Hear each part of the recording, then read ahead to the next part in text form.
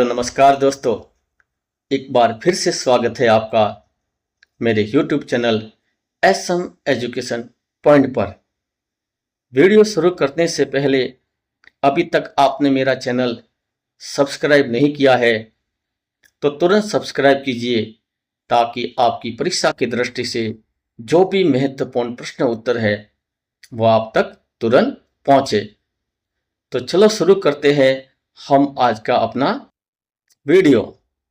आज का हमारा वीडियो है राजनीति विज्ञान भाग 2 कक्षा 12 का अध्याय 3 नियोजित विकास की राजनीति।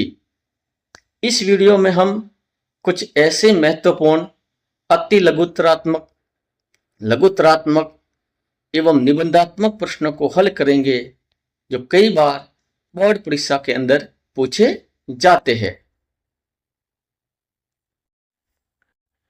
आज का हमारा पहला प्रश्न है, बॉम्बे प्लान पर टिप्पणी लिखिए।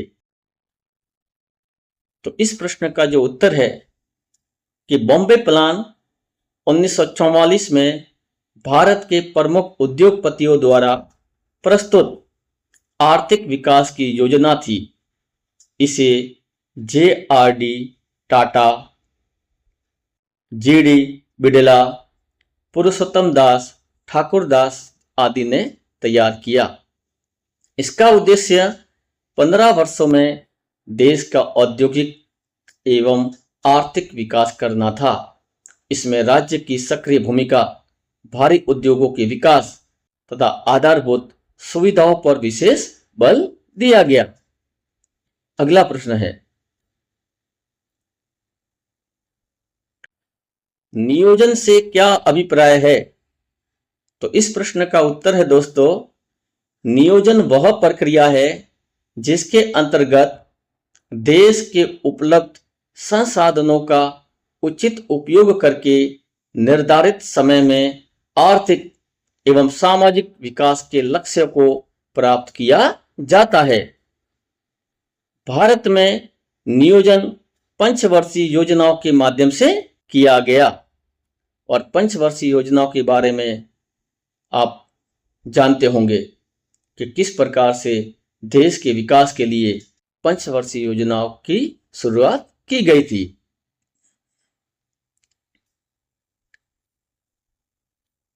अगला प्रश्न, आजादी के समय विकास के सवाल पर प्रमुख मतभेद क्या थे? तो इस प्रश्न का उत्तर है दोस्तों, आजादी के समय विकास को लेकर 2 प्रमुख मतभेद थे।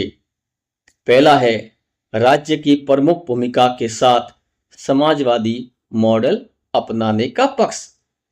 कुछ जो विद्वान हैं वो ये मानते थे कि हमारे देश के विकास के लिए हमें समाजवादी मॉडल अपनाना चाहिए, जबकि दूसरा जो है वो है निजी क्षेत्र को अधिक स्वतंत्रता देकर पूंजीवादी मॉडल अपनाने का पक्ष।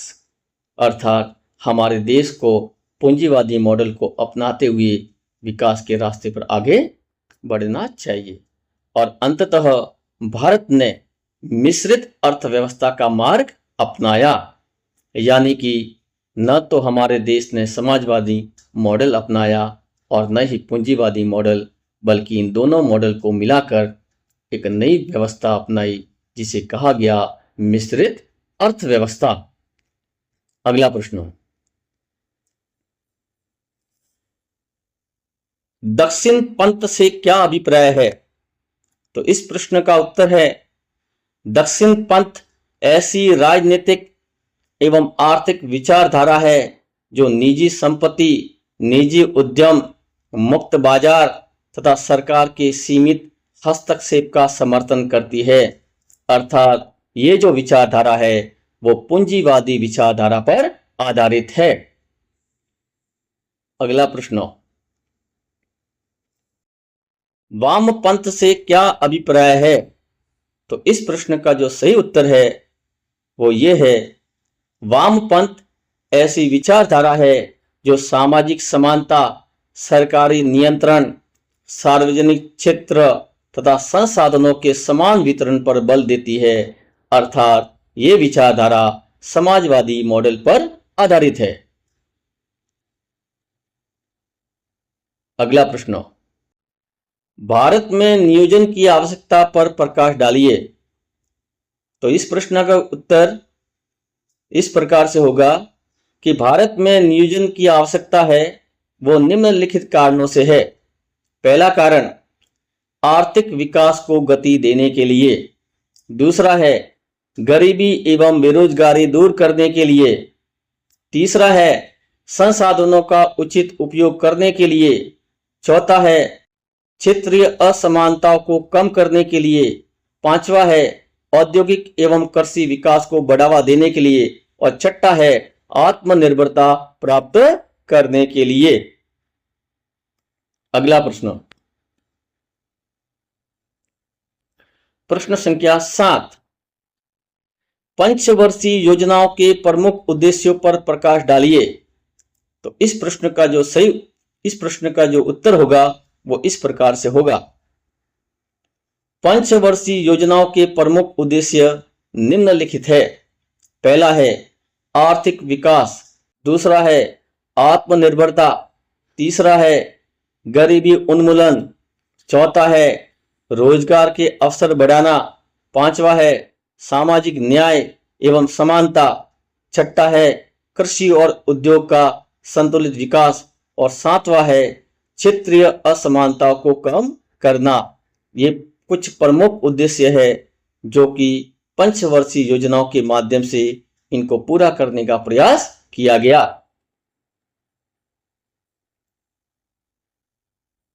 अगला प्रश्न, 1940 और 1950 के दशक में नियोजन के पक्ष में दुनिया भर में हवा क्यों बह रही थी?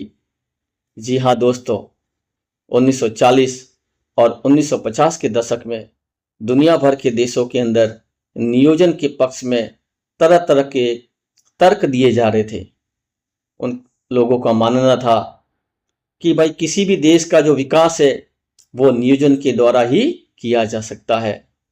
तो इस प्रश्न का उत्तर इस प्रकार से होगा। द्वितीय विश्व युद्ध के बाद अनेक देशों ने तेज आर्थिक विकास और पुनर्निर्माण के लिए नियोजन को अपनाया।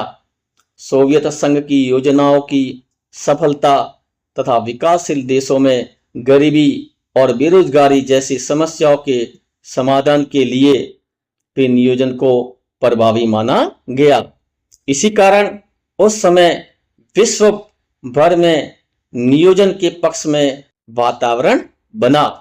अर्थात ये बात मानी गई कि यदि किसी राष्ट्र का विकास करना है तो नियोजन की प्रक्रिया को अपना कर ही किया जा सकता है। अगला प्रश्न, स्वतंत्र भारत के समक्ष विकास के कौन से दो मॉडल थे? तो इस प्रश्न का उत्तर है स्वतंत्र भारत के समक्ष विकास के निम्नलिखित दो मॉडल थे। पहला है पूंजीवादी मॉडल। इसमें निजी क्षेत्र और मुक्त बाजार को अधिक महत्व दिया गया। दूसरा है समाजवादी मॉडल। इसमें राज्य की प्रमुख भूमिका तथा सार्वजनिक क्षेत्र को अधिक महत्व दिया जाता है। अगला प्रश्न, प्रश्न संख्या 10, केरल मॉडल पर टिप्पणी लिखिए। तो इस प्रश्न का उत्तर है केरल मॉडल विकास का ऐसा मॉडल है जिसमें शिक्षा, स्वास्थ्य, सामाजिक न्याय तथा मानव विकास पर विशेष ध्यान दिया गया। सीमित आय के बावजूद केरल ने उच्च साक्षरता, बेहतर स्वास्थ्य सेवाओं, कम शिशु मृत्यु दर तथा उच्च जीवन प्रत्याशा जैसी उपलब्धियां हासिल किया। इसलिए इसे मानव विकास का सफल मॉडल माना जाता है।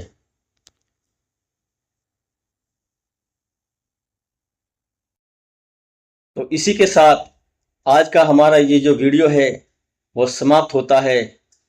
यदि आपको ये वीडियो पसंद आया हो तो इस वीडियो को लाइक एवं शेयर जरूर कीजिए और साथ ही साथ इस चैनल को भी सब्सक्राइब कीजिए ताकि परीक्षा की दृष्टि से जो भी महत्वपूर्ण प्रश्न उत्तर है वो आप तक तुरंत पहुंचे। धन्यवाद।